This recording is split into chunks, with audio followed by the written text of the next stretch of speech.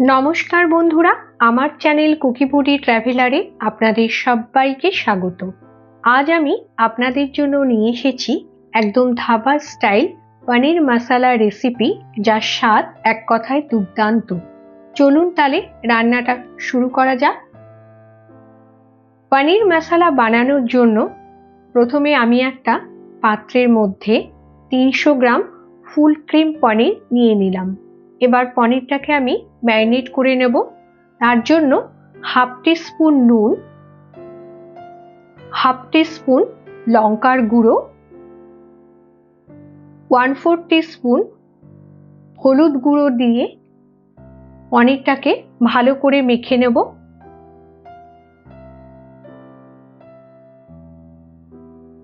এবার ভালো করে মেখে নিয়ে 20 মিনিটের জন্য পনিরটাকে রেখে দেব। পনির ম্যারিনেট হতে হতে আমি একটা কড়াইয়ের মধ্যে এবার 1 টেবিল স্পুন বেসন দিলাম। বেসনটাকে একটু হালকা ড্রাই রোস্ট করে নেব। এই রোস্টেড বেসনটা আমি পরে পনিরের গ্রেভিতে দেব। এবার কড়াইয়ের মধ্যে আমি 2 টেবিল স্পুন ঘি দিলাম। ঘি দিয়ে আমি পনিরটা রোস্ট করে নেব। ঘি গরম হয়ে গেছে। এই সময় টেম্পারেচার লোতে রেখে ম্যারিনেট করা পনিরগুলোকে ছেড়ে দেব।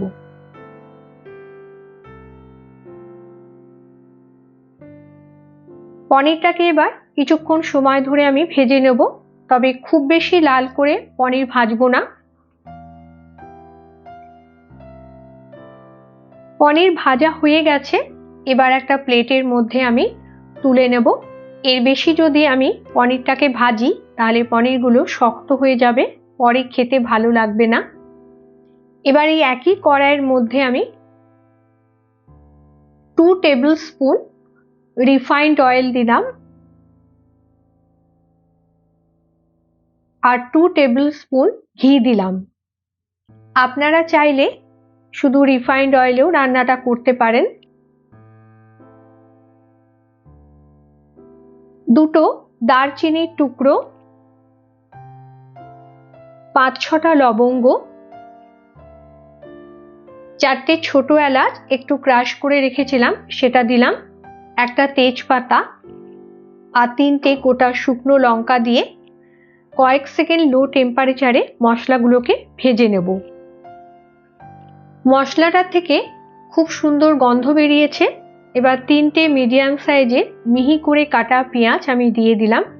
পেঁয়াজটাকে এবার 2-3 মিনিট ভালো করে ভেজে নেব। 1 টিস্পুন নুন দিলাম, এতে পেঁয়াজটা তাড়াতাড়ি নরম হয়ে যায়। স্বাদ মতন একটু চিনি দিলাম, এতে টেস্টের একটা ব্যালেন্স আসে।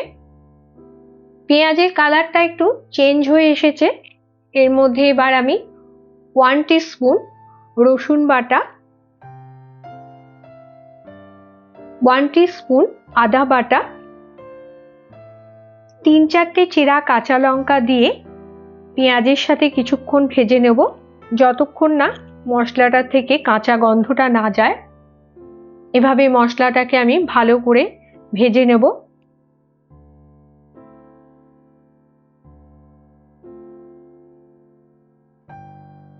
এবার দুটো মাঝারি সাইজের টমেটো আমি মিক্সিতে পেস্ট করে রেখেছিলাম সেটা দিয়ে দিলাম।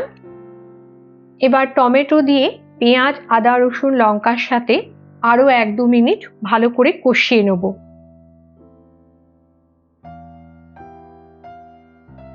টমেটোটা কষানো হয়ে গেছে।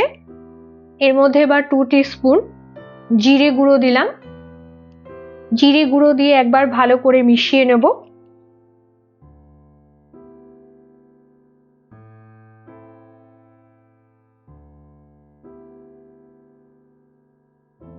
ওয়ান 4 টিস্পুন হলুদ গুঁড়ো দিলাম।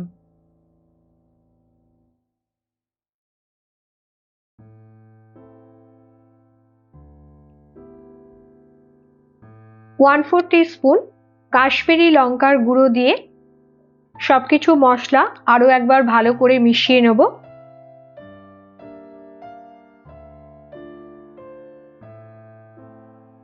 এবার এই মশলার মধ্যে আমি রোস্টেড বেসনটা দিয়ে দেবো। পারফেক্ট পনির মশলা ধাবা স্টাইলে বানাতে গেলে এই ড্রাই রোস্টেড বেসনটা কিন্তু আমাদের দিতেই হবে। এটা একটা সিক্রেট ইনগ্রেডিয়েন্টস এই পনির মশলা রেসিপির। বেশিরভাগ রেস্টুরেন্ট ধাবাগুলোতে এই বেসনটা এইভাবেই ব্যবহার করা হয়। বেসন দিলে পনিরের গ্রেভির থিকনেসটা আসে আর মশলায় খুব সুন্দর একটা গন্ধ আসে। বেসন দিয়ে খুব ভালো করে বেশ কিছুক্ষণ ধরে মশলার সাথে কষিয়ে নেব। মশলা কষানো হয়ে গেছে, এবার ভেজে রাখা পনিরের কিউবগুলোকে দিয়ে দিলাম। পনির দিয়ে ভালো করে মশলার সাথে মিশিয়ে নেব। তবে খেয়াল রাখতে হবে কষানোর সময় যেন পনিরের পিসগুলো ভেঙে না যায়। এবার এই মশলার মধ্যে আমি একটু সামান্য গরম জল দিলাম। জলটা দিয়ে পনির আর মশলার সাথে একবার ভালো করে মিশিয়ে নেব।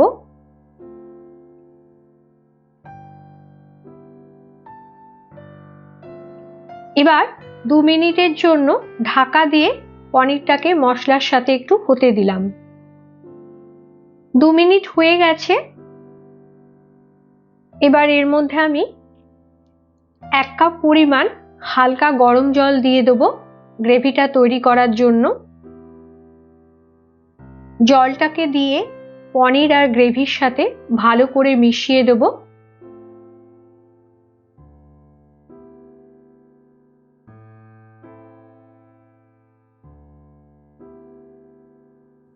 আরও একবার 5 মিনিটের জন্য ঢাকা দিয়ে হতে দেব, যতক্ষণ না পনিরগুলো মশলার সাথে ভালো করে মিশে যায়।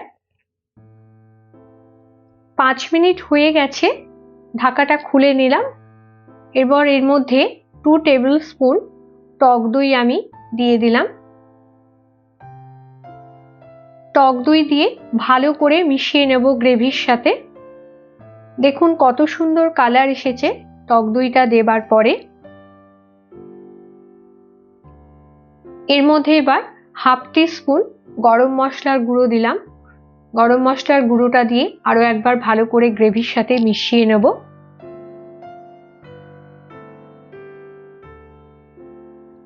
সবশেষে 1 টিস্পুন কাসুরি মেথি হাত দিয়ে একটু ক্রাশ করে দিয়ে দেব, এতে ফ্লেভারটা খুব সুন্দর আসে। এবার গ্রেভির সাথে মিশিয়ে দেব।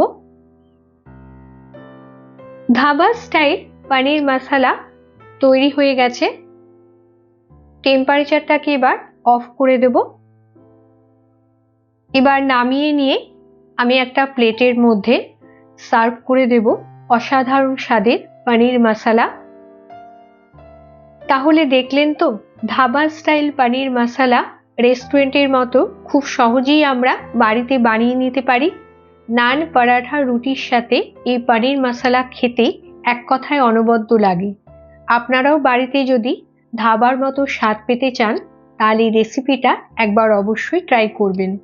ভালো লাগলে কমেন্ট করবেন আর আমার চ্যানেলটিকে লাইক, শেয়ার, সাবস্ক্রাইব করে আমার পাশে থাকবেন। ধন্যবাদ।